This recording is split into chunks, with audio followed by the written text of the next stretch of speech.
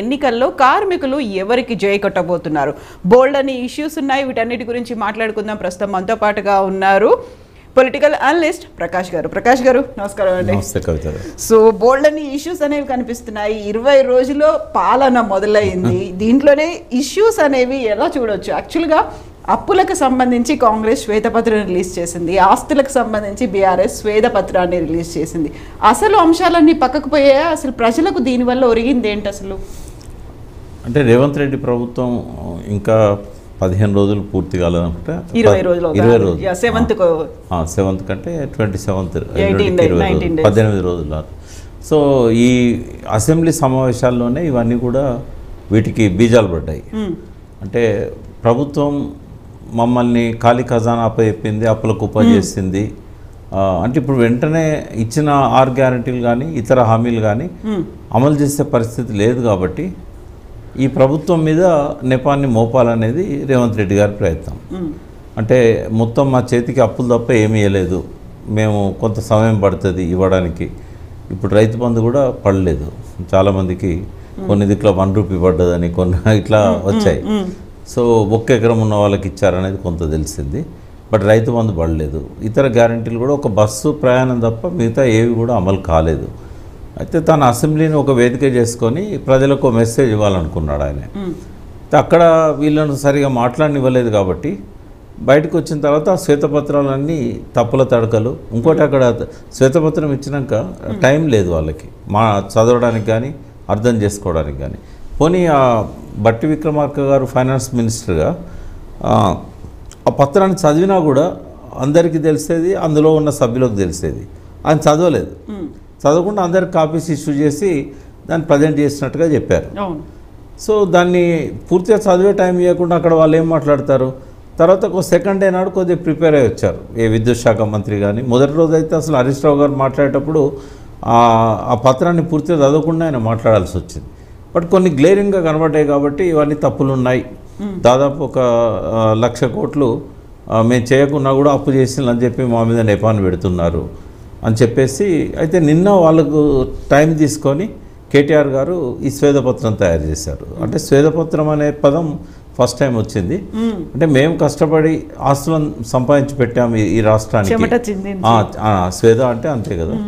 So 5 లక్షల కోట్ల అప్పే మేము చేసింది అన్నీ కలిపి. అంటే ప్రభుత్వం ఇచ్చిన గ్యారంటీలు కానీ నాన్ గ్యారంటీ కానీ అన్నీ కలిపి కూడా 5 లక్షల కోట్ల కంటే 6 లక్షల కోట్లు టచ్ కాలే. కాబట్టి ఇది తప్పుల తడక. రెండవది, మేము తీసుకున్నది 5 లక్షల కోట్లే కానీ 50 లక్షల కోట్ల ఆస్తులను మేము సృష్టించాం. అంటే సంక్షేమము, ఇప్పుడు సంక్షేమ పథకాల ద్వారా కూడా కుటుంబంలో కొంత ఎకనామికల్ గ్రోత్ ఉంటుంది. అవన్నీ కూడా వాళ్ళు చెప్పడం జరిగింది. బట్ కేటీఆర్ గారు చేసిన ప్రయత్నం అయితే సంతృప్తి పరుస్తున్నది. అంటే పబ్లిక్లో కూడా కొత్తగా అధికారంలోకి వచ్చాడు కాబట్టి ఆయన కరెక్ట్గా ఫ్యాక్ట్స్ తెలియక రేవంత్ రెడ్డి గారు అట్లా మాట్లాడి ఉంటారు. బట్ కేటీఆర్ గారు చాలా దానికి వివరంగా ఇరిగేషన్ కానీ అగ్రికల్చర్ కానీ ఎలక్ట్రిసిటీ సెక్టర్లో కానీ ఏ రంగాలలో ఎంత సంపద సృష్టి జరిగిందనేది గణాంకాలతో సహా ఇచ్చారు. అవన్నీ కూడా ప్రభుత్వం ఇచ్చిన గణాంకాలే. నిన్న మొన్నటి వరకు వాళ్ళే గవర్నమెంట్లో ఉన్నారు కాబట్టి ప్రజల్లో దాన్ని బ్యాలెన్స్ చేయగలిగాడు కేటీఆర్. ఆ ప్రచారం ఇంకో 2-3 రోజులు నడుస్తుంది సోషల్ మీడియా ద్వారా వీటి ద్వారా. బట్ అది ఒకటి మంచి ప్రయత్నం కేటీఆర్ గారు చేశారు. బట్ రేవంత్ రెడ్డి గారు అట్లా చెప్పడం వల్ల ఒక నష్టం కూడా ఉంది. రాష్ట్రం అప్పుల కుప్ప అయింది అనంటే ఈ ప్రభుత్వం ప్రగతి బాటలో నడవదేమో అని చెప్పి రేపు కార్పొరేట్ కంపెనీస్ కూడా వచ్చేటి రాకపోవచ్చు. కొంత ఆర్థిక ప్రతిబంధకాలను ఆయనే ఏర్పాటు చేసుకుంటుండేమని అనిపిస్తూ ఉన్నది. అది తెలివైన మూవ్ అయితే కాదు ఆయన అసెంబ్లీలో చేసింది. తొందర ఏమొచ్చింది? అప్పుడే బ్లేమ్ చేయాల్సిన అవసరం ఏంది గవర్నమెంట్? ఇప్పుడు ఇమీడియట్గా ఎలక్షన్స్ ఏం లేవు కదా. అయితే బీఆర్ఎస్ గవర్నమెంట్ కూడా గతంలో తెలంగాణ రాష్ట్రం ఏర్పడ్డప్పుడు మేము 0 నుంచి స్టార్ట్ చేసుకొని వచ్చాము, అసలు ఏమీ లేని చోటే ఇంత డెవలప్ చేశాము అని చెప్పినట్టుగా రేవంత్ సర్కార్ కూడా అదే స్ట్రాటజీ ఉన్నట్టుంది కదా. అక్కడ అసలు ఇక్కడ ఇన్ని అప్పులు ఉన్నాయి, దీంట్లోంచే మేము డెవలప్ చేసాము, దీంట్లోంచే మేము నెగ్గుకొస్తున్నాము అని చూపించుకునే ప్రయత్నమేమో. అంటే ఎట్లాగూ మొన్న ఈ మధ్యనే దశాబ్ది ఉత్సవాలు చేసినప్పుడు అన్ని రంగాలకు సంబంధించిన పేపర్స్ని రిలీజ్ చేసింది గవర్నమెంట్. అందులో మొత్తం స్టాటిస్టిక్స్ ఉన్నాయి. అది సరిపోతుంది. 2 నెలల 3 నెలల పెద్ద వచ్చింది ఏముంది. నవంబర్లో ఎలక్షన్ కోడ్ వచ్చింది, అక్టోబర్ లాస్ట్లోనే. కాబట్టి ఆ 2 నెలల కోసం 2-3 నెలల్లో ఏం తేడా జరగలేదు కదా. సరే ఇంకోటి ఏంటంటే అది మంచిదే, మేము వచ్చే నాటికి ఆర్థిక పరిస్థితి ఇది, మేము వచ్చిన తర్వాత ఇక్కడి నుంచి మేము స్టార్ట్ అవుతున్నామని చెప్పుకోవడం మంచిదే. బట్ దానికోసం ఇట్లా అవతల వాళ్ళని బ్లేమ్ చేసే విధంగా మాట్లాడాల్సిన అవసరం లేదు. ఇవాళ ఎలక్షన్లప్పుడు ఆయన ఎక్కడ కూడా ఈ డెవలప్మెంట్ మీద కానీ సంక్షేమం మీద కానీ ఎక్కువ మాట్లాడలేదు. అవును, కుటుంబ పాలన, అవినీతి అవే తీసుకున్నాడు. ఇప్పుడు వాటి మీద అటాక్ చేస్తున్నాడు. అది ప్రజలు కూడా డైజెస్ట్ చేసుకోరు, ఎందుకంటే డెవలప్మెంట్ కనబడుతుంది కదా. ఇప్పుడు వ్యవసాయానికి నువ్వు ఒక్క గుంటకు కూడా, ఇప్పుడు నాకు ఆశ్చర్యం అనిపించింది ఏంటంటే ఉత్తమ్ కుమార్ రెడ్డి గారు మాట్లాడుతూ మీరు కాళేశ్వరం మీద 80,000 కోట్లు పెట్టారు లేదా 1,00,000 కోట్లు పెట్టారు, మీరు కేవలము ఒక 40,000 ఎకరాలకి ఎంతో నీళ్ళు ఇచ్చారు అనేది ఒకటి చెప్పాడు ఆయన. రెండవది ఏమన్నాడు, పాలమూరు రంగారెడ్డి మీరు ఇప్పటివరకు ఖర్చు చేసింది దాదాపు 20-30,000 కోట్లు, ఇప్పటివరకు ఒక్క ఎకరాకు నీళ్ళు ఇవ్వలేదన్నాడు. అంటే ఇది ఎట్లుంటుందంటే ఒక బహుళ అంతస్తుల భవనాన్ని రెసిడెన్షియల్ కాంప్లెక్స్ కడుతున్నారు, తండ్రి కొడుకును అడుగుతాడు, నువ్వు 10,000 కోట్లు ఖర్చు అయ్యే దానిలో నువ్వు 8,000 కోట్లు పెట్టావు, ఒక్కడికి కూడా కిరాయి ఇవ్వలేదు, నువ్వు ఒక్కడు కూడా కిరాయికి వస్తలేడు అంటే పిల్లర్స్ స్లాబ్ ఉంటే ఎవరన్నా కిరాయికి వస్తారా? కంప్లీట్ అయినాకనే కదా. ఇరిగేషన్లో కూడా నువ్వు 30,000 కోట్లు పెట్టావు, ఒక్క ఎకరానికి నీళ్ళు ఇవ్వలేదంటే పాలమూరు రంగారెడ్డి ప్రాజెక్టు నిన్న మొన్నటి దాకా ఎన్జిటీలో సుప్రీంకోర్టులో కేసులు వేయబడి ప్రోగ్రెస్ లేదు. రెండవది ఇప్పటికీ పూర్తి కాలేదు, అది కేవలం మంచినీళ్ళు ఇవ్వడానికి సుప్రీంకోర్టు అనుమతించింది. నువ్వు ఎకరానికి నీళ్ళు ఇవ్వలేదంటే ఏం మాట్లాడతాం? ఎందుకంటే ఎప్పుడైనా కూడా ప్రాజెక్ట్ అవుతుంది కానీ కాలువలు కావాలి కదా, డిస్ట్రిబ్యూటరీస్ కావాలి, కాలువలు కావాలి, అన్నీ అయినాకనే మొదలవుతుంది అది. ఇక్కడ కూడా అంతే, ఇప్పుడు బ్యారేజ్లు అయినాయి, పంపింగ్ స్టేషన్స్ అయినాయి, రిజర్వాయర్లు అయినాయి, కానీ ఇంకా డిస్ట్రిబ్యూటరీస్, కెనాల్స్ ఇంకా తవ్వాల్సి ఉన్నది. అక్కడ ఉండే బాటిల్ నెక్స్ అక్కడ ఉన్నాయి. అంటే ఎప్పుడు కూడా ఇరిగేషన్ ప్రాజెక్టులను అట్లా మాట్లాడడం కరెక్ట్ కాదు. మొత్తం అయినాకనే ఇప్పుడు 50,000 కోట్లు దానికి ఖర్చు అవుతుందంటే 50,000 కోట్లు ఖర్చు అయినాకనే ఒక్క ఎకరానికి సాగునీరు స్టార్ట్ అవుతుంది. కానీ సగం పెట్టావు, నువ్వు ఏం చేస్తావు అంటే ఏం మాట్లాడతాం? అంటే అవగాహన లేకుండా అది కొంచెం మాట్లాడినలేమో అని అనిపిస్తున్నది. మంచిదే, వాళ్ళు ఇవాళ మేడిగడ్డ చూడడానికి 29th మంత్రి అంటే అక్కడ శ్రీధర్ బాబు స్థానిక ఎమ్మెల్యే కాబట్టి ఆయన ఉండడం, తర్వాత ఉత్తమ్ కుమార్ రెడ్డి ఇరిగేషన్ శాఖ మంత్రి మొన్న మధ్య కూడా సమీక్షలు చేశారు. ఇట్లా తిరగడం వల్ల ఒక అవగాహన వస్తుంది. మంచిదే వాళ్ళు పోవడం అనేది, ఆడ ఏం జరిగిందనేది ఇంకా రీజన్స్ అనేవి బయటికి రాకపోయినా కూడా కనీసం ఏం జరుగుతుంది అనేది వాళ్ళు తెలుసుకోగలుగుతారు. ఒక ఎంక్వైరీ చేయాలన్నప్పుడు కాఫర్ డ్యామ్ అయింది, ఇసుక తీసేస్తున్నారు, మరి అక్కడ భూభౌతిక శాస్త్రవేత్తలు పోయి ఎంక్వైరీ చేస్తున్నారా లేదా, ఎందుకు ఆలస్యం అవుతున్నది, ఇవి తెలుసుకోవడానికి ఆయన పోవడం, తర్వాత కాళేశ్వరం ప్రాజెక్టును అవగాహన చేసుకోవడం. ఆయన ఇప్పటివరకు నాకు తెలిసి ఎప్పుడు పోయినట్లేడు. ఆ 3 బ్యారేజీలు కూడా ఆయన చూడడం, పంపింగ్ స్టేషన్స్, ఇవన్నీ చూసినట్టయితే కొంత అవగాహన వస్తుంది. కాళేశ్వరం మీద దండగా అనే ఆలోచన రాదు. కాళేశ్వరాన్ని తప్పకుండా ఉపయోగించుకోవాలి. ఈ పియర్స్ ఏవైతే 2-3 దిగబడిపోయినాయో ఆ ఒక్క బ్లాక్ తీసేసి మళ్ళీ బ్లాక్ ఫిక్స్ చేసినట్టయితే మనకి ఇబ్బంది ఏముండదు అనేది ఆయనకు అర్థమవుతుంది ఫస్ట్. సో ఇప్పుడు ఈ ఎత్తిపోతల పథకం కాళేశ్వరం ద్వారా కాకుండా అంతకుముందు వైఎస్ రాజశేఖర రెడ్డి హయాం కావచ్చు, ఆ తర్వాత సమైక్య పాలనలో కూడా ప్రాణహిత చేవేళ్ల ప్రాజెక్ట్ మీద ఎక్కువ ఫోకస్ అనేది ఉంది. ఇప్పుడు మళ్ళీ అది తెర మీదకి వచ్చేటువంటి అవకాశాలు కనిపిస్తున్నాయి. అది కూడా కావాలి, ఎందుకంటే దీనికి ప్రత్యామ్నాయం కాదు అది. దీనికి ప్రత్యామ్నాయం కనుక అదైతే అప్పుడే కేసీఆర్ గారు ఇది మొదలు పెట్టకపోతుండే. అక్కడ స్టోరేజ్ తక్కువ, 148 మీటర్ల ఎత్తు వరకే కట్టుకోవాలని చెప్పారు, ఇది మహారాష్ట్ర. ఇప్పుడు వాళ్ళని కాదని మనం అంతకంటే పెంచే పరిస్థితి లేదు. ఆ 148 ఎత్తులోనే బ్యారేజ్ కట్టి ఆ వార్దా నది కలిసిన దగ్గర కట్టాలనేది కేసీఆర్ గారు అనుకున్నారు. అంటే తుమ్మిడిహట్టి దగ్గర నుంచి ఆ సైట్ని కొన్ని కిలోమీటర్లు పైకి జరపడం. ఇదేమో వేణుగంగ కలిసిన తర్వాత సైట్ ఇది, అదేమో వార్దా కలిసిన తర్వాత సైట్. సో అక్కడ కట్టినట్టయితే 2 లక్షల ఎకరాలకి ఆదిలాబాద్ జిల్లాకు నీళ్ళు ఇవ్వచ్చు అనేది, మంచిర్యాల, ఆసిఫాబాద్, ఆదిలాబాద్ జిల్లాకు. అది మంచి ప్రాజెక్ట్ అది. అయితే దీనికి ప్రత్యామ్నాయం మాత్రం కాదు, ఇది ఉండాల్సిందే, అది ఉండాల్సిందే. అది కేసీఆర్ గారు రీసర్వే చేయిస్తున్న ప్రాజెక్టే, అది కొత్త ప్రాజెక్ట్ ఏం కాదు.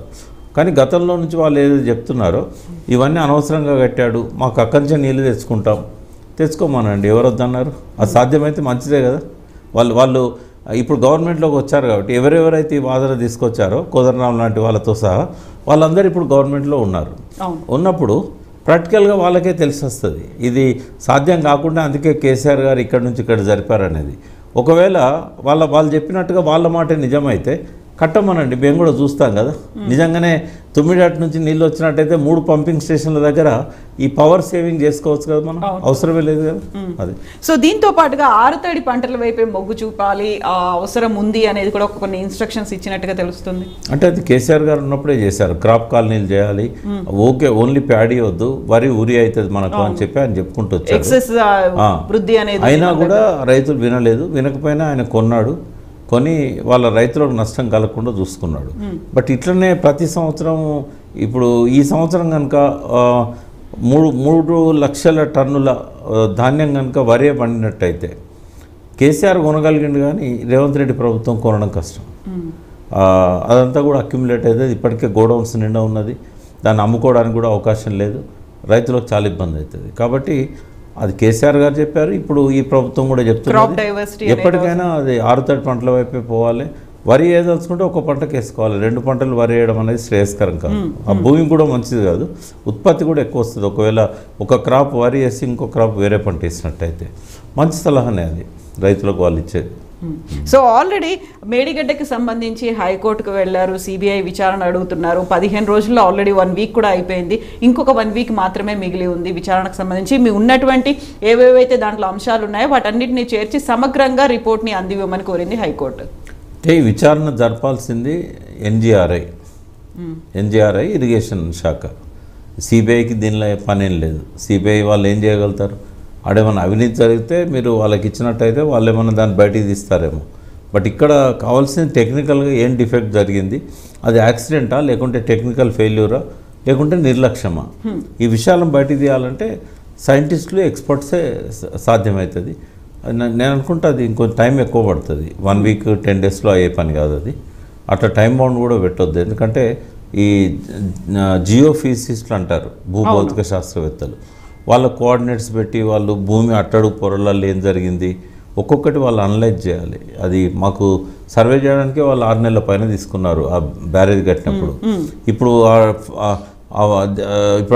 తప్పు ఏదైతే జరిగిందో దాన్ని బయటికి తీయాలంటే కూడా దాదాపు టైం చాలా పడుతుంది. అది 1-2 వారాల్లో అయ్యే పని కాదు. అందులో సిబిఐ లాంటి సంస్థలను దించడం కూడా ఉపయోగం లేదు. దానివల్ల తప్పేందనేది తెలుసుకోవాల్సిన బాధ్యత ప్రభుత్వానికి ఉంటుంది, ఎందుకంటే మిగతా వాటిని కాపాడుకోవాలంటే ఎక్కడ తప్పు జరిగింది లేదా ప్రమాదం ఎట్లా జరిగింది, కాబట్టి అది చాలా అవసరం. బట్ అది ఎక్స్పర్ట్లతో రిపోర్ట్ బయటకు వస్తుంది. కానీ సో ఇప్పుడు వీళ్ళందరినీ కూడా ప్రతివాదులుగా చేర్చినట్టున్నారు కదా, ఎన్విరాన్మెంట్ కావచ్చు, కేంద్ర ప్రభుత్వం, ఆర్బీఐ, గతంలో ఉన్నటువంటి ప్రభుత్వం, అక్కడ ఇరిగేషన్ మంత్రి, సిఎస్, వీళ్ళందరినీ కూడా అందులో యాడ్ చేసినా కూడా ఓన్లీ ఎక్స్పర్ట్స్ ద్వారా మాత్రమే రిపోర్ట్ వస్తుంది. వాళ్ళందరూ ఏం చెప్తారు, మాకు సంబంధం లేదు దీనికి అని చెప్తారు. అంతే. సో ఎల్ఎన్టీ కూడా తప్పుకుంది కదా అప్పటికి? తప్పుకోలే. వాళ్ళు ఏమన్నారంటే, ఇప్పుడు ఎల్ఎన్టీ వాళ్ళు ఇచ్చిన అండర్టేకింగ్ ఏదైతే ఉన్నదో ఇప్పుడు న్యాచురల్ కెలామిటీ వచ్చినప్పుడు వర్తించదు అది. బట్ మొన్న మాత్రం గతంలో October 21st అయినప్పుడు మా రెస్పాన్సిబిలిటీ, మా కాలపరిమితి ఉంది, మేము చేస్తాము అన్నారు కదా, చేయాల్సిందే. కానీ ఇప్పుడు ఎందుకు చేయమని వాళ్ళు తప్పుకోవడానికి వాళ్ళకు ఒక అవకాశం ఉంది. వాళ్ళు ఇది మా నిర్లక్ష్యం వల్ల జరగలేదు అని చెప్పి తప్పుకోవచ్చు వాళ్ళు, కానీ వాళ్ళు అట్లా అనలేదు. నెక్స్ట్ డే కూడా మంత్రి గారి సమీక్షలో కూడా మేము చేస్తామని చెప్పారు వాళ్ళు. అది బయటికి అట్లా వచ్చింది, కానీ వాళ్ళేమి బాధ్యత రాహిత్యంగా లేరు. అంత పెద్ద సంస్థకి చిన్న పని 200. కేసీఆర్ ఇచ్చినటువంటి డిజైన్ నే మేము చేసి చూపించాము, దాన్నే మేము ఫాలో అయ్యాము అనేది. కేసీఆర్ డిజైన్ ఎట్లా ఇస్తాడమ్మా? కేసీఆర్ డిజైన్ చేయడానికి నాలెడ్జ్ లేదు కదా. కేసీఆర్ ఏం డిజైన్ ఇవ్వాలి. కేసీఆర్ గారు ఏమన్నారంటే, తుమ్మిడిహట్టి దగ్గర ప్రాజెక్ట్ సాధ్యం కాదు, తుమ్మిడిహట్టి దగ్గర ప్రాజెక్ట్ సాధ్యం కానప్పుడు ఆల్టర్నేట్ సైట్స్ వెతకాలి. ఆల్టర్నేట్ సైట్స్ మన గోదావరి మీద ఎక్కడెక్కడ ఉన్నాయి, మీరు వెళ్ళి విచారణ జరపండి అని ఇంజనీర్స్కు 2 హెలికాప్టర్లు ఇచ్చి పంపించాడు. వాళ్ళు 2 డేస్ తిరిగారు. 2 డేస్ తిరిగి వాళ్ళకు సైట్స్ అన్ని కూడా వాళ్ళు సూచించారు. అయితే వాటి మీద వ్యాప్కోస్ అని కేంద్ర ప్రభుత్వ సంస్థ వాళ్ళు ఇచ్చారు. అయితే డిజైన్ వాళ్ళు కూడా ఇవ్వరమ్మా. డిజైన్ ఇచ్చేది సెంట్రల్ వాటర్ కమిషన్ గైడ్లైన్స్తో తయారు చేసిన డిజైన్స్ మన గవర్నమెంట్ ఇస్తుంది. అది కేసీఆర్ గారు పర్సనల్గా ఇచ్చేది కాదు, లేకుంటే అది ఏ ఒక్కరిని మనం దాన్ని తప్పట్టాల్సిన అవసరం లేదు. ఇప్పుడు గత 30-40 సంవత్సరాల నుంచి ఇసుక మీద బ్యారేజీలు కట్టినప్పుడు ఏ డిజైన్స్ అయితే అనుసరిస్తున్నారో ఇక్కడ కూడా అదే డిజైన్ అనుసరించారు. దేశంలో ఒక్క మేడిగడ్డనే కట్టలేదు కదా, చాలా దిక్కుల బ్యారేజెస్ కట్టినప్పుడు ఏ డిజైన్ ఉంటుందో అదే డిజైన్ ఇది. కాకపోతే వాటికి దీనికి వ్యత్యాసం ఏంటంటే, ఇది ఎక్కువ వాటర్ స్టోరేజ్ చేసే బ్యారేజ్ ఇది. అక్కడ ఏమైనా పొరపాటు జరిగిందా, ఎక్కువ వాటర్ స్టోర్ చేయడం వల్ల భూమి పొరల్లో ఎక్కువగా నీరు చేరి తర్వాత కుంగిపోయి ఏమైనా జరిగిందా అనేది ఆలోచించాలి. కానీ డిజైన్ మాత్రం సెంట్రల్ వాటర్ కమిషన్ వాళ్ళు ఇచ్చింది. డిజైన్స్ డిపార్ట్మెంట్ ఉంటుంది ఇరిగేషన్లో, వాళ్ళు ఫాలో అయ్యే నార్మ్స్ అన్నీ కూడా కేంద్ర ప్రభుత్వం వాళ్ళ సంస్థలు ఇచ్చినాయి. కాబట్టి డిజైన్ లోపం ఉందని నేనైతే అనుకోవట్లేదు. సో మనం సింగరేణి ఎన్నికలకు సంబంధించి చూస్తే సింగరేణిలో బీఆర్ఎస్ విపరీతమైనటువంటి పట్టు ఉండేది, కార్మిక సంఘాలన్నీ సింగరేణి బీఆర్ఎస్ వైపే మొగ్గు చూపేది. ఇప్పుడు ఆ పరిస్థితి ఉందనుకుంటున్నారా? అంటే ఎప్పుడు కూడా కాంగ్రెస్ అక్కడ థర్డ్ పొజిషన్, ఫస్ట్ అక్కడ సిపిఐ, బీఆర్ఎస్, సిపిఐ రెండే ప్రధానంగా పట్టున్నాయి. ఒకవేళ సిపిఐ కాంగ్రెస్ కనుక కొల్లుడైతే ఎన్నికల పొత్తుల్లో పోయి అక్కడ పోటీ చేసినట్టయితే పోటీ బాగుంటుంది. ఇంకోటి ఏంటంటే ప్రభుత్వం వాళ్ళ చేతిలో ఉంది కాబట్టి ఇంతకుముందు ఉన్నట్టు బీఆర్ఎస్కు వన్ సైడ్ ఉండదు, కొంతమంది అటు జారిపోయే వాళ్ళు ఉంటారు. అట్లా పోటీ తీవ్రంగా ఉంటుంది. బట్ బీఆర్ఎస్కి గెలిచే అవకాశాలు ఎక్కువ మైండ్స్లలో ఉంటాయి, ఎందుకంటే ఈ మధ్యనే అసెంబ్లీ జరిగింది కాబట్టి. ఆ కోల్ బెల్ట్ ఏరియాలో మెజారిటీ కాంగ్రెస్కి వచ్చాయి, ఆర్ఎల్స్ బీజేపీకి వెళ్ళాయి తప్ప బీఆర్ఎస్ అక్కడ పెద్దగా పట్టు చూపించలేదు కదా. అవును, చాలా ఒక అశ్వాబాద్ తప్ప ఎక్కడ కూడా బీఆర్ఎస్ రాలేదు. కోల్ మైన్స్ ఉన్నాయి, కొత్తగూడెం, ఖమ్మము, ఇల్లందు, తర్వాత ఇటు భూపాలపల్లి, మంతిని, పెద్దపల్లి, ఇవన్నీ కూడా వన్ సైడ్ కాంగ్రెస్కి వచ్చినాయి. అయితే అక్కడ ఎమ్మెల్యే ప్రభావం కంటే కూడా ట్రేడ్ యూనియన్స్ ప్రభావం ఎక్కువగా ఉంటుంది. ట్రేడ్ యూనియన్స్లో ఇప్పటికిప్పుడు పెద్దగా బీఆర్ఎస్కి వచ్చిన నష్టం అయితే ఏం లేదు. గవర్నమెంట్ కాంగ్రెస్ ఉంది కాబట్టి వాళ్ళకి అది ప్లస్ పాయింట్ అవుతుంది. సిపిఐతో ఏఐటీయూసీ, సిపిఐ అనుబంధ సంస్థ, వాళ్ళకు కొంచెం పట్టుంది. వాళ్ళతో పొత్తు కలిస్తే మాత్రం కొంత టఫ్ ఫైట్ ఉంటుంది, కొన్ని స్థానాలు వాళ్ళకి వెళ్తాయి. అది సో మరి కార్మిక సంఘాలు ఈసారి ఎవరు వైపు ఉంటాయి అనుకుంటున్నారు? బీజేపీ కూడా ఎంటర్ అయింది కాబట్టి ఆ కోల్ బెల్ట్ ఏరియాలో బీజేపీ అంత ప్రభావం చూపదు. బీజేపీకి అంత ప్రభావం చూపెట్టేంత పట్టు లేదు. But fight between Congress, CPI and BRS. So అక్కడ ప్రైవేటైజేషన్ అనేది జరిగింది, గనుల కేటాయింపులు, వీటన్నిటికి సంబంధించినటువంటి చర్చలు ఇవన్నీ కూడా వచ్చాయి కాబట్టి అది బీజేపీకి ప్లస్ అవుతుందా మైనస్ అవుతుందా? మైనస్ అవుతుంది, ఎందుకంటే అది ఆ ప్రయత్నాలు అన్ని చేసింది బీజేపీ.